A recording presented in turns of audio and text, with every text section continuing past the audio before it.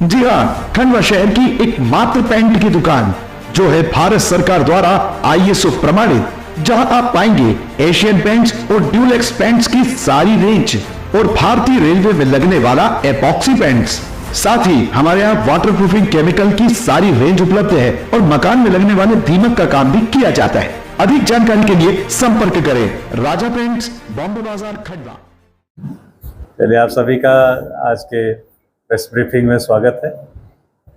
आप सभी को जैसा पता है कि 21 जून को योगा दिवस के दिन सुबह सुबह सूचना मिली थी कि भंडारिया रोड का एक जो हिस्सा है रामनगर से आगे जाके मिलता है, वहाँ पर एक अज्ञात महिला का शव मिला था और उसके सर पे पत्थर से चोट के निशान थे और वहाँ आसपास पत्थरों पर भी खून के निशान थे। घटनास्थल पर मैं भी गया था, साथ ही मेरे साथ additional SP city Shri Mahendra Tandekar, CSP अभिनव, TI कोतवाली और FSL की टीम भी मौके पर पहुंची थी।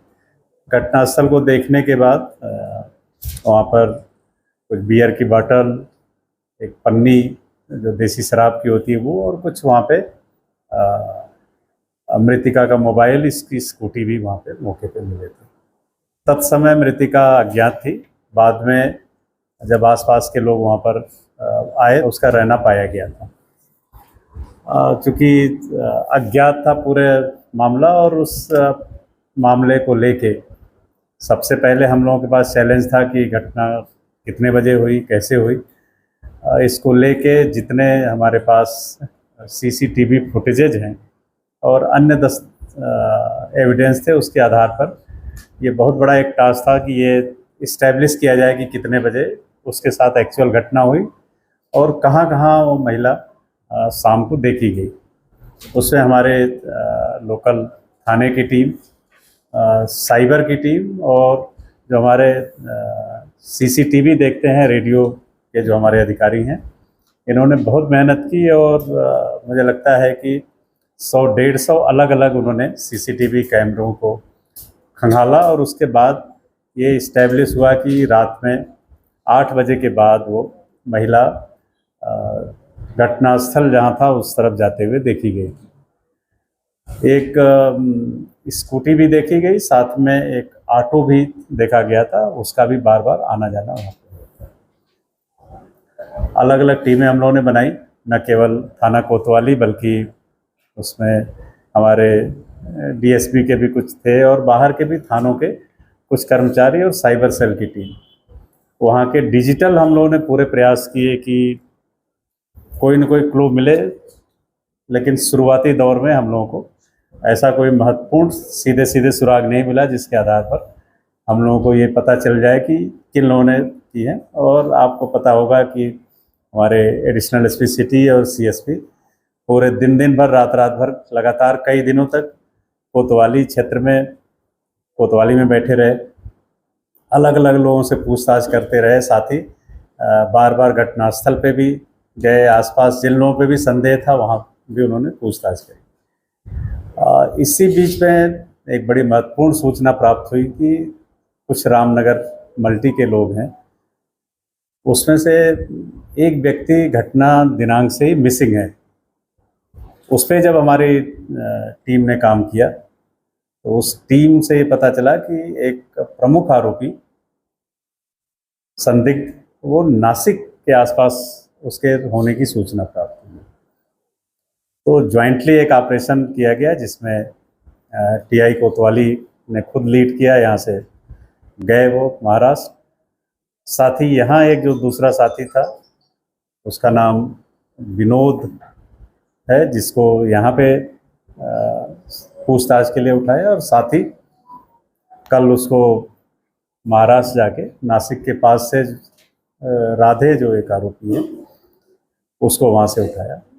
पहले इन्होंने पूछताछ में क्योंकि अलग अलग थे तो उसमें मना किया, लेकिन जब दोनों को यहाँ पे साथ लाया गया और जो बहुत सारे पूछताछ में कंट्राडिक्शन निकले, उसके बाद से फिर इनके द्वारा पूरी घटना कैसे की गई उस बारे में खुलासा हुआ। तो घटना जो पता चली वो इस तरह से थी कि ये पूर्व से एक दूसरे को जानते थे और मृतिका का एक कथित प्रेमी जो जेल में भी है, वो वहाँ का एक गुंडा भी है, उससे उसको भी ये लोग जानते थे। वहाँ से घटना दिनांक को जो शराब की दुकान रामनगर में है वहाँ पे महिला थी, दोनों जो आरोपी हैं वहाँ पर उससे मिले थे। वहीं से उनके द्वारा 2 बियर की बोतल, एक देसी शराब का पाउच लिया गया, साथ ही कुछ उन्होंने गिलास ली और अन्य वहाँ पे सामग्री जो नमकीन वगैरह ली।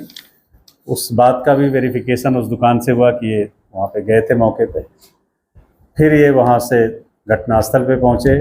घटनास्थल पर जब साथ में इन्होंने बैठ के शराब का सेवन किया, उसके बाद इन्होंने उसके साथ कुछ संबंध बनाने का प्रयास किया। तो महिला द्वारा ये धमकी दी गई कि जो मेरा कथित प्रेमी है उसके द्वारा मैं खबर करूंगी और फिर तुम लोगों को आगे देख लूँगी। उसके बाद इनके द्वारा उस महिला को वहाँ पे पत्थर था, पत्थर से सर पे मारा गया। उसके साथ संबंध बनाने का उन्होंने प्रयास भी किया। फिर वो पैदल पैदल भाग के आ गए और रात में फिर 12 बजे के बाद वो फिर मौके पे पहुँचे और उन्होंने ये सुनिश्चित करने का प्रयास किया कि क्या महिला जिंदा है या मर गई है।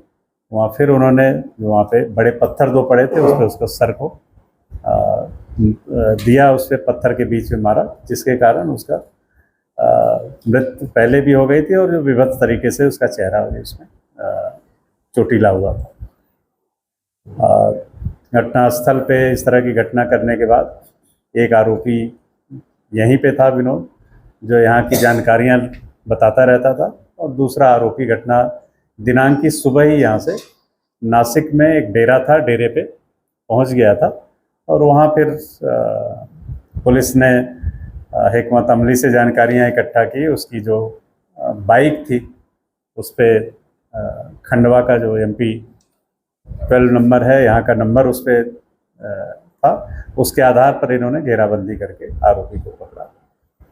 जो आरोपी प्रिंस और विनोद है उस पर पूर्व में भी 3 अपराध थे, अभी 3 माह पूर्व ही वो बालिग भी हुआ है, झगड़े और मारपीट के अपराध हैं।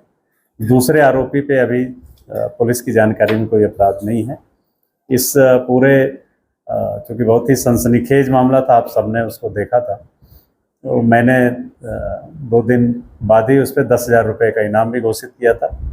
मैं उस पूरी टीम जो हमारे additional SP city, CSP PI कोतवाली, साइबर प्रभारी, रेडियो शाखा प्रभारी, अन्य थानों के हमारे कुछ कर्मचारी, DSP के कर्मचारी, इन लोगों ने बहुत ही महत्वपूर्ण भूमिका की है और इसमें उनके कार्य के अनुरूप सभी को मैं पुरस्कृत करूंगा। और क्योंकि घटना बड़ी है तो मैं इसमें IG सर को भी भेजूंगा कि जिससे ज़्यादा इनाम की राशि से सभी पूरी टीम को पुरस्कृत किया जा सके। इस घटना को भी हम लोगों ने जघन्य अपराध की श्रेणी में लेते हुए इसमें हम लोग क्वालिटी इन्वेस्टिगेट करके और इसमें कोशिश करेंगे कि आरोपियों को शीघ्र से सजा दिलाई जा सके।